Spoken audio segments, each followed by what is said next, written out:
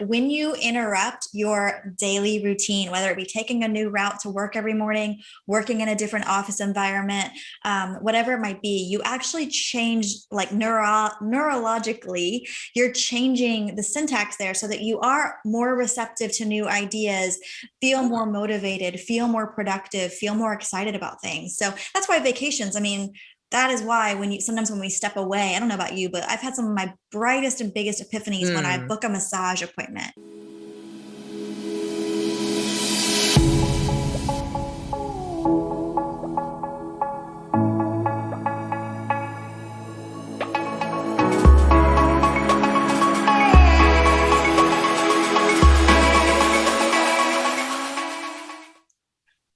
Welcome back to the Bombshell Business Podcast. I'm your host, Amber Hurdle. And today I've actually been bringing to you my friends as we launch this new season. I celebrated my 6-year anniversary. And so I'm like, I want to do just my friends for a little bit. But today is so great. And I can't wait to tell you about her. But before I do, let's talk about what's going to happen today. So today our guest is going to teach us one of my favorite things: how to lead with curiosity. She will reveal how recognizing that failures are just a part of the process and will actually unlock more success. So let me tell you about my girl, Tiffany. All right. So I randomly met her at a women's event in Nashville. I think we got introduced through our mutual friend, Kirby, who will also be on the show. She's been on the show before, but she'll be back on. And I was like, I wasn't feeling that event for me. Nothing wrong with the event. It just wasn't for me. And I was like, I don't think you belong here either. And so I grabbed her and I threw her in my car, just met her, and she was willing. So I'm like, that's my girl. And we go to another event, and which was way cool. It was a book signing or a book launch party of another friend of ours who's now, we met her that night. So this is how we started. It was really kind of about being curious, right? And if you've ever seen me post on social media, like Monday Get It Done Day, Tiffany is my thought partner. She is my accountability partner. We meet on Mondays when we're in town, and we do all the hard stuff, or the repetitive stuff, or the things behind the scenes that you don't want to do, but you got to get done. And so we make it social. We go to a sexy lounge somewhere at some beautiful hotel or wherever, restaurant, and we just get things done. So now that you know how amazing she is and how important she is in my life, let me read her official bio. With 5 successful ventures under her belt, holistic business coach and decade-strong entrepreneur, Tiffany Napper is no stranger to the ups and downs of entrepreneurship. Once she sustainably learned how to go from stressed and exhausted to aligned and energetic, she launched the Up-Leveler Society, determined to pass her wisdom along to others. Soon after, Yahoo Finance named her one of the most inspiring coaches, helping women during the pandemic. And her mission now is to reignite the spark in creative CEOs so that they can run empires that bring them abundance and joy. Welcome to the show, finally, Tiffany. Yay. Thank you for having me. I'm so excited to be here today. I feel like I read your very impressive bio, but I feel like there's so much missing too. I'm like, well, if we've got all day, let me tell you about how amazing my friend Tiffany is. But can you just you have some like agency, you've owned a PR agency, you've owned a co-working space, you used to work for Yamaha, can you color in just a little bit with your work experience? Yes, absolutely. Yes. I came from the music industry. I was doing PR and branding there when I was in the corporate world. I spent about 10 years in the corporate world, and now I'm on year 11 of being an entrepreneur, which is wild to think about. And I have a PR and branding agency. I used to run a co-working space for creative entrepreneurs in New Orleans, Louisiana. I had a handbag line for 5 years that built me a relationship with the NFL. And I had a short-term Airbnb rental for about 10 years as well in New Orleans, Louisiana. So I feel like I've done it all. And it's all taught me a lesson. And I'm a certified yoga teacher. I don't teach, but I am a certified yogi as well. Yes. Another thing I love about you. And I think that that multi-passionate approach to life is one of the many things that I love about you. But it also, I think for anyone who does work with you, it really provides a safe space because you're not like one note. Like you can look at things from different perspective. Yeah. And that's I'm an Enneagram 4. So that's a huge compliment to me.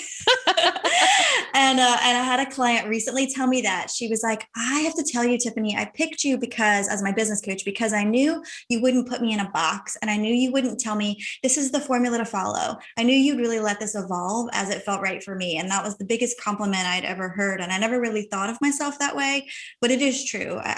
So thank you for reaffirming that. Well, being one of like, I'm a manifesting generator in human design, which means we do all the things all the time. We never stop. And like, we will stop when we drop. And like, you're so accepting of that about me. Like, you're never judgy when I'm like, oh, well, now I'm doing this too. No, oh my gosh, no, I'm cheering you on every step of the way. I wish I was a manifesting generator. I'm a manifester, so I need people like you and generators in my world to help me get stuff done. Yeah. Yeah. It's so great. It's so great. It's just how we all complement each other.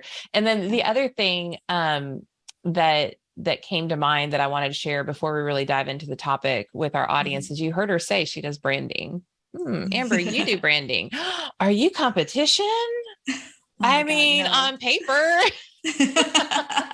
But like, we literally help each other like with our own stuff and launching things and websites and events and personal stuff. And we kind of do the same thing. We do it differently, but we do the same thing. So do you want to speak to that of like, why do you make friends with somebody who does exactly what you do? Because I love being friends with people who get as goo-goo-eyed about branding as I do. I have always, between words and visuals, like it's part of the creative in me. And I just love that I have someone like you, an ally that I can trust, because like you just mentioned, like, yes, I'm a branding expert and I can tell other people all day long what they need to change. It's really hard to look at your own work and make those decisions. So I love that I can bounce stuff off you and vice versa. It's just a beautiful thing. I don't see any competition at all. Yeah. And it doesn't suck that we're both coaches who can like coach each other, but then also just chill and be friends. Exactly. It's the best. It's the best. I always like to point that out. Christy Wright and I were on each other's podcasts talking about the same topic, because I think sometimes women get that scarcity and they're like, oh, well, that's my topic, or that's what I do, or, oh, she's doing what I do and I can't be friends with her because, and it's just like, that's like the opposite. That's the wrong way of looking at the wrong approach. Yeah. And I mean, we know this more than as much as anyone, but the scarcity mindset is not going to help you. So just remembering that there's more than enough to go around. And and life is just more fun when you have more friends that you have stuff in common with. Absolutely. And then you have somebody to refer to too, because like, I don't do exactly like the way that you do things is different. And like, so if somebody comes along and be like, oh no, I'm not for you, but Tiffany is. And that opens your door for the right person to come through for you. And you're not trying to like spin your wheels being something to somebody that you're not. Really, absolutely. That's not what you're equipped to do. So anyways, now that we've established all of that, let's jump into this whole, you say from a curiosity standpoint that you want creative women to start acting more like a scientist and get really curious with their next goal or project. So what does that mean? Yes. Okay. Here's what I mean by that. If you were being in if you were in scientific mode, you would just be kind of like taking little ingredients here and little ingredients here and tweaking it and then writing down the results. And then you'd do it again and you'd write down the results and you'd get that data and you'd make some decisions, right? And you'd move along and you wouldn't stop moving along until you perfected whatever this was you were trying to do. But when we are running our own businesses, oftentimes we let our emotions kind of get in the way and we get cloudy. So we do the one little recipe, the one little scientific experiment. We get the data. We don't like what we find. We get paralyzed. We stop. We get our feelings hurt. And instead, I want you to think like a scientist. Take that data. Let's move along. Let's do it again. Repeat, change a little ingredient here or there. And it's so much easier said than done. But I do believe that like bringing the scientific kind of mindset to the table is what will help you stand apart. And it literally is one of the keys to success. 100%. It's so funny that when I saw that, I was just like giggling. I'm like, oh my God, we're twins. Because like I tell my clients, they'll get all bent out of shape about something. I'm like, business is a petri dish. This is just a petri dish. That experiment didn't work. Okay. So the hypothesis was not proven correct. Let's create a new hypothesis, or let's try a different way of doing it to make the hypothesis come true. Either way, like this isn't failure. It just doesn't work this one way. So back up. Let's rethink this experiment. do it a Yeah. different way. So love that. 100%. Yeah. So, okay. You have 5 questions that you have your up-leveler society members or your coaching clients, your consulting clients consider when they look at a future challenge so that they can unlock new paths for success. So let's just start with number 1 and unpack these one at a time. Sure. Okay. I love this. So we did this recently in like a little group setting out loud, and it was so transformational because I don't know, accountability and just like having other people kind of encourage you, urge you on, right? So question number 1 is, what did you learn? So we did something, right? We launched something, or we had a marketing game plan that we put out into the world, or a new offer that we put into the world. Something happened. We did something. Maybe we made a new hire. What did we learn? That's question number 1. So it's this is facts. What did I learn? Right? Super simple. I'm not asking you to get into your feelings just yet. Yet.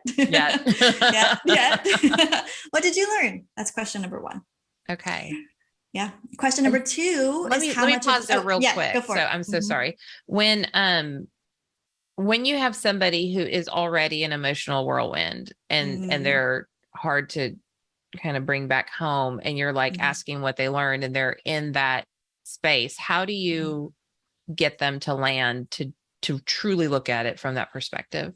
I really encourage, when I ask, what did you learn? I really encourage them to think facts.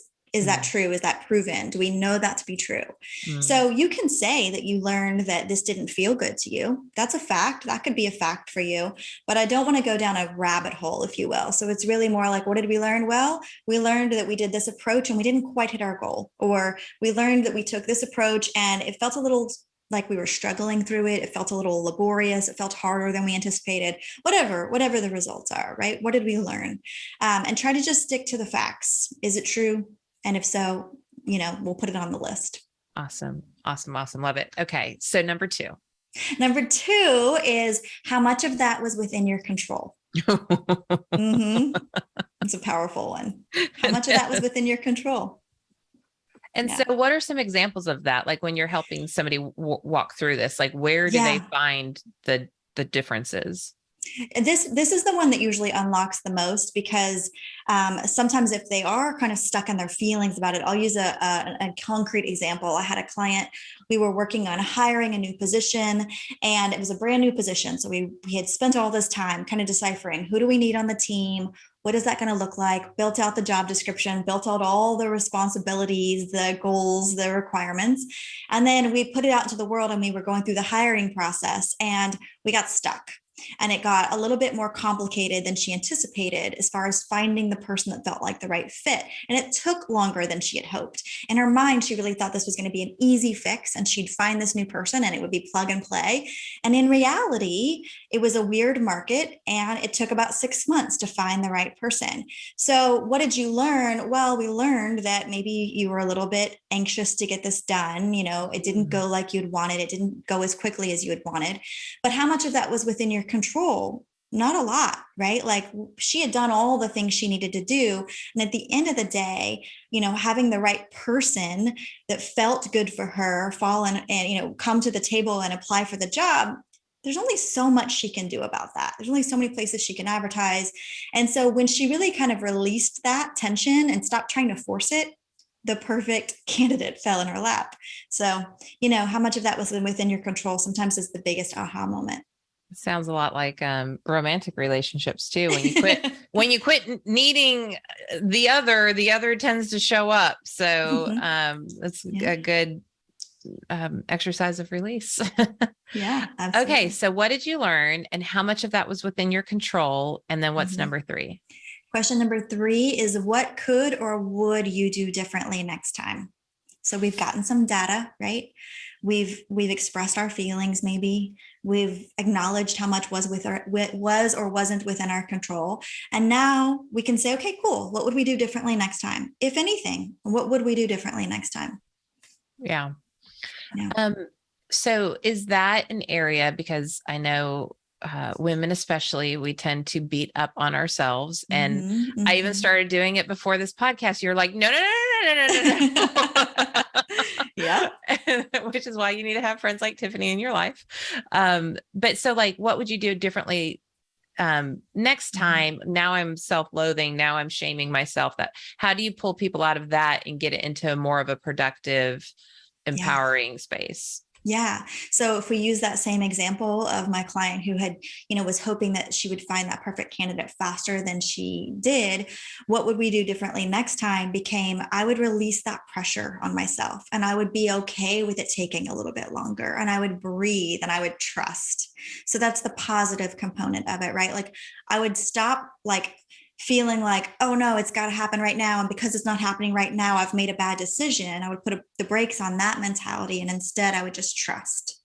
Yeah. Love So it. it's really just about no shame in this game whatsoever. No shame. Awareness is always step one. Acceptance is always step two. So what did we learn? We might learn something about ourselves, the way we handled something, but that's not to shame ourselves. That's simply to become aware and accept. And only then can we take some aligned action to make a change. Yeah.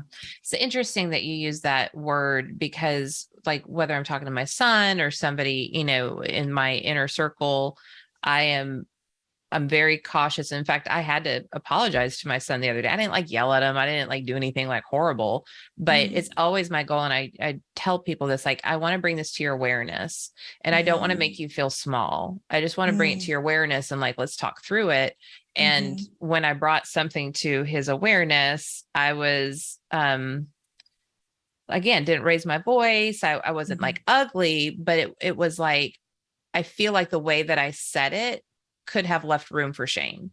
And I'm not that super mom that is, this, I'm not you are a super mom, but but I mean, I'm not the kind, the coddling kind of mom. I'm I'm going to kick your butt into gear because that's what you need. Cause life is hard kind of mom. But when we are dealing with, misses, it's not helpful to bring shame into the situation. It's helpful to, help him continue to become an adult, to bring things to awareness so we can get curious, back to that word, about why did this happen? Then we could talk about how we can avoid it in the future. And so I give that to other people and then sometimes struggle to give that to myself. And I think that's a common trait for humans, but especially women. Yeah. Oh my God. Absolutely. Yeah. Yeah. So, okay. What did you learn? How much of that was within your control? What could or would you do differently next time? And what's number 4? Number 4 is probably the easiest one of all. So is that valuable information moving forward? Everything we just went through, is that valuable to you? It's usually a yes or a no, and it's usually a yes. Is that valuable information? And again, this is the acceptance part, right? We became aware and now we're going to accept it. Cool. I'm glad I took a moment to pause and reflect and gather that insight and become aware of that. So was that valuable? Yeah, that was valuable. Yeah. How is this going to color my lenses moving forward?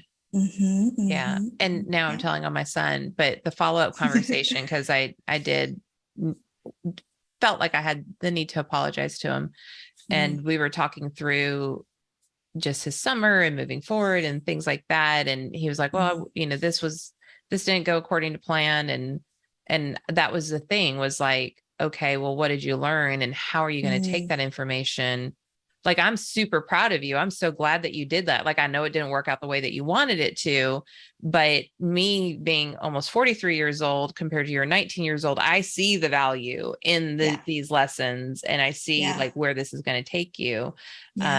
It wasn't a waste of time. It wasn't a waste of energy. So what do we need to take from that and move that forward as you continue on this journey? And so good. So good. Okay. What's number 5? Number 5 is kind of what you just said. Number 5 is, where would we be without this experience? So yeah, that's exactly it. And again, based on what I told you before this, I don't want to hear number 5 right now. Where would we be without this experience? So again, just to continue with that same, example, is this client was like, well, without this experience, I wouldn't have even put any of the steps in place to hire this position that now I truly believe is going to be a game changer for my business. So clearly it was worth the lesson we learned. It was worth the hardships. It was worth the pain, right? The emotional turmoil or whatever may have come from it. Where would we be without that experience? That's question number 5. Yeah. Is it Seed of the Soul? Is that what I'm thinking of, where he talks about, it's not necessarily radical acceptance, but he's talking Mm, about, we get some picture in our head. And I think Abraham Hicks talks about that, or Esther Hicks talks about this as well. mm, We get fixated on this picture of what we think we want, and we mhm, completely lose track of what is possible and all the greatness that could be. And so mhm, when that friction comes and we don't get what we want, like, it's painful, but if you just let it go, then you can move faster, quicker mhm. to that space of abundance and great. And Yeah. yeah, and you said it to me Yeah. before this. It's like it always gets better than you knew it would be. Yeah. Yeah. And it's going to get hard before it gets great. It always does. It's the cycle of life. There's nothing we can do to avoid the hardships, but we can control how we respond to them. And that's really what staying curious is all about. It's like, it's all about trying our best to get better than our fear, to be Mm, better than our fear, right? So when mm. we're curious, we're giving ourselves a tool to kind of like rise up above the fear of what if it doesn't work out? Well, it might not, but that's okay. We're going to learn something and we're going to try again. And the next time's probably going to be even better. And the next time, probably even better, but only if we get back up in that saddle, right? Yeah, so good. When you're dealing with or serving, I don't know if dealing with is the right frame for that, but when Yeah. you're serving your Upleveler Society members, like, what are some of Mhm. the common things that people Mhm. are fearing that get in the way, that kind of get them stuck on this 5-step process? Yeah, a lot of times if something didn't go exactly like they had planned or as good as they had planned or even as good as what they see on social media for other people, if they don't have that same experience, they start to feel small, right? They start to feel, oh, what's wrong with me? Or my offer is not good enough or I'm not good enough. And that comes up in a lot of different ways for a lot of different people, but inevitably that holds us back. Like when we give into that false notion, then we don't try again and we don't keep putting ourselves out there, and nobody benefits from that. You don't benefit and the world doesn't benefit because we're not getting to experience you. So I see that a lot in different ways, and I think that's just a part of being a human being. I don't think that ever necessarily goes away. I think we get Mhm. better at it as we flex that muscle and as we surround ourselves with supportive people who can remind us that's not true. But I don't think it ever fully goes away. I think we're always going to be a little self-conscious to a degree and always comparing ourselves.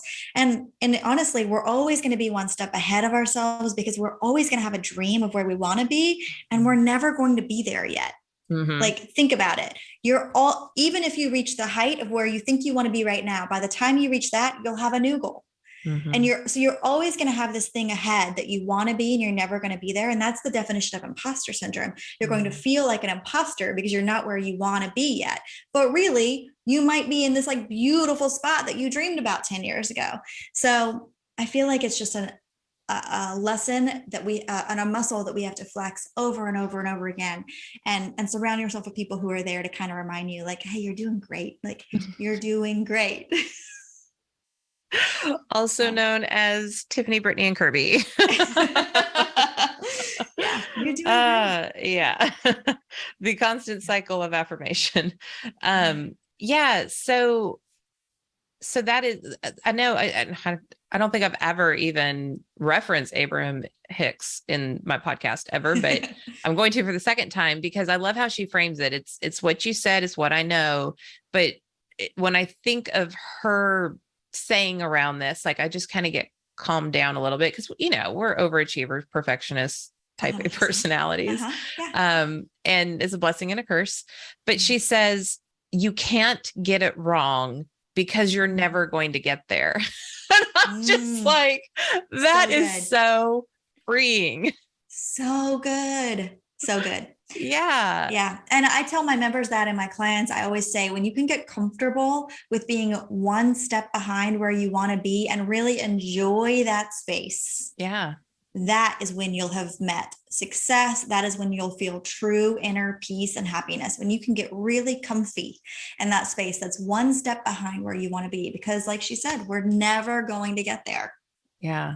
And the journey is the joy of it, right? So Mhm. if you just rush to the destination all the time, if it's just like beam me up, Mm. Scotty, and plop, there I Yeah. am. Like just think about all like the girls' trips you've taken, or like even family trips, and okay, maybe not family because the screaming kids in the back seat might not be as enjoyable, but let's go with girls' trips or guys' trips or Yeah. whatever it is with friends. And like you have the beach destination or whatever, but then you have the journey to get there, which is equally as It's exciting, so if not fun. sometimes even more fun. Hmm. And missing Yep. out on that because you're so hell bent on getting to the destination is so unfortunate. Then It's you're not a good not worth traveler. it. It's Right. Yeah. We're not going on a trip together. yeah, I'm not going on a trip with you. If you can't have fun on the way, then Yeah. you're not my people. So But my mom was like she really drove this point home for me, and I still hear her voice. And even maybe 2 days ago, I was kind of in the midst of a launch, and I heard her voice in my head, and I was like, am I having fun right now? Because if I'm not having fun right now, what's the freaking point? It could be a successful launch, it could be a flop. If I'm not having fun, what's the point?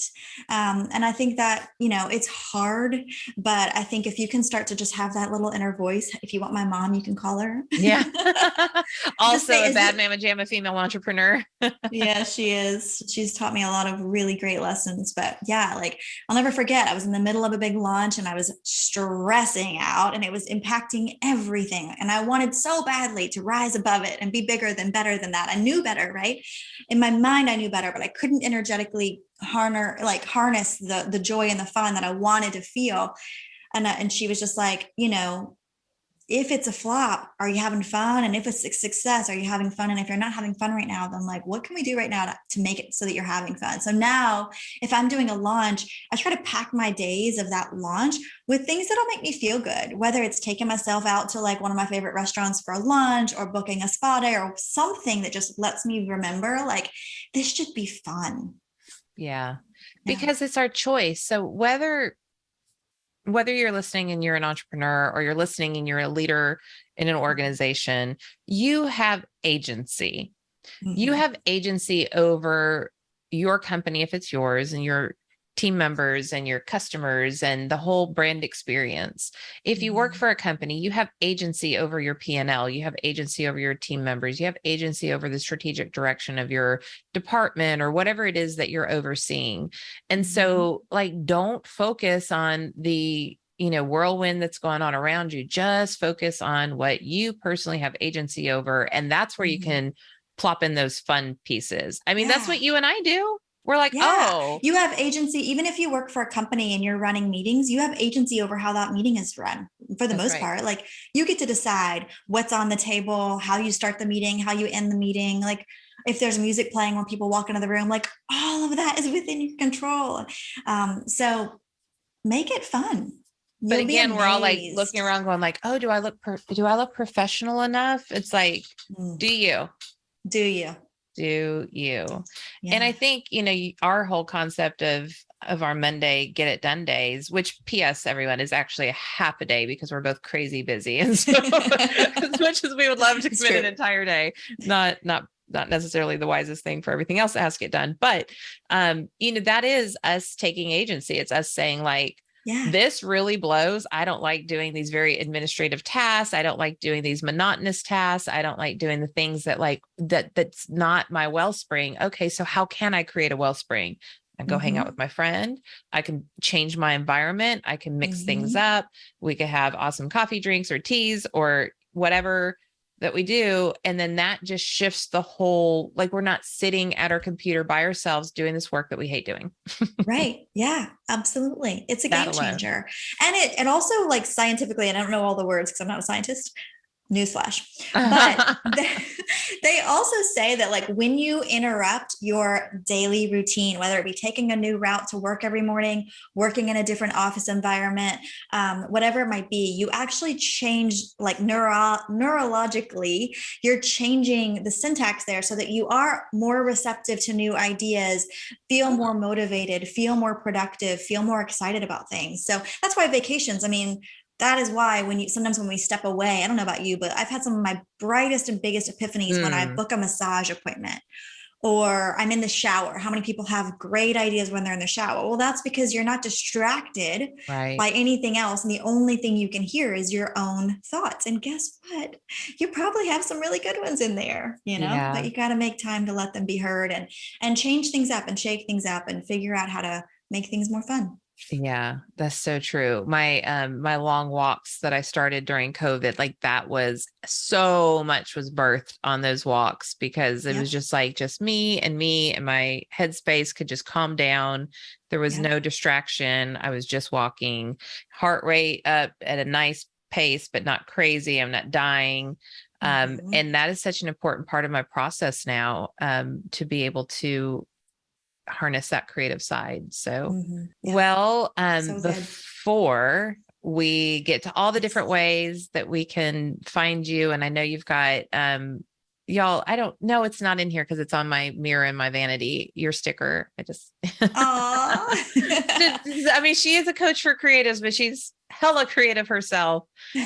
So before we get to the different cool things you can get from her, I always like to ask our guests, what final piece of advice would you give to a bombshell, a bold, brave, unwaveringly confident woman in business? Goodness. Okay, what final advice? Oh my God, I have to come up with one. Okay, Yeah, here's I know. my final advice, my one nugget. I'm gonna just leave with this since we've talked a little bit about why it's so important to have people around you. I love this phrase, and it goes like this: big dreams require big teams. Mm, Big dreams require big teams. And side note, definition of team can be anything.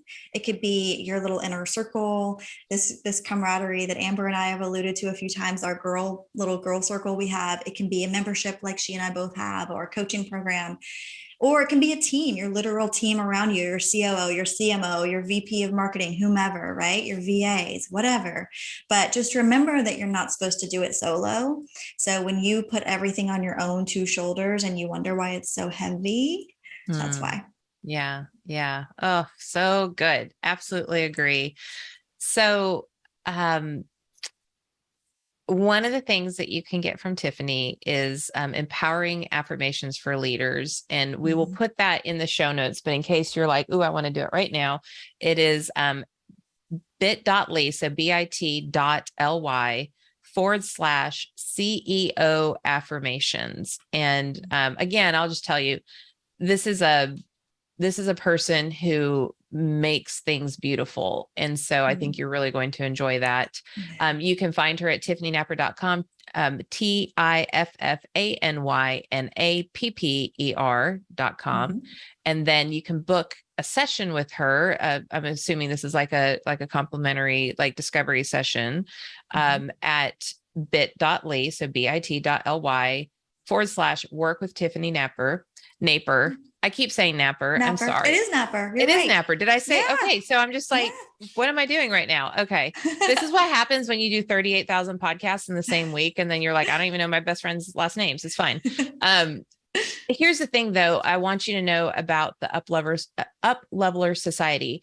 There's a lot of you that I know you like my my energy to listen to and that sort of thing, but maybe I'm not the fit for you in terms of like ongoing guidance or ongoing support, or maybe you are more like I tend to work with companies that have like complex team problems, and not that Tiffany Mm-hmm. can't do that, but she's very focused on that creative entrepreneur. And I obviously, if you respect me, well, she's one of my go-to advisors. So definitely look into the Up Lovers Society because it's a very special program. She's a very special woman, and I wouldn't steer you wrong there. So Tiffany, beyond thank you for being such a close friend of mine, but thank you for being on the show and imparting your wisdom.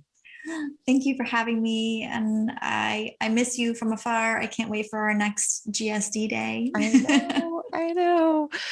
Well, bombshells, I hope that you are as fortunate as I am to have somebody special in your life to help you GSD and beyond. And I really want to just back up what Tiffany said about and I think we've said this so many times with my friends, which is, it makes sense. They're my friends, and we all value that. We all value that team. We all value that.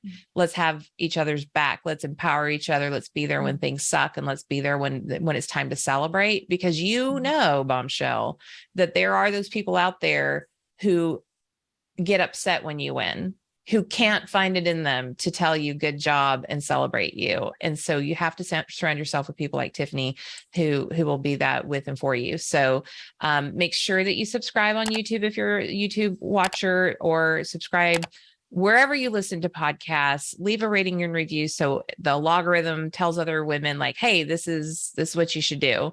I will also say Tiffany is amazing on Instagram. Like, I suck at Instagram and she's like the queen. So I had that handy. Where did it go? What is it's Tiffany Napper. Okay. Yeah. And so all this will be in the show notes. With all that said, thank you for listening. Thank you for spending your precious limited time with us. And we will see you on the next episode.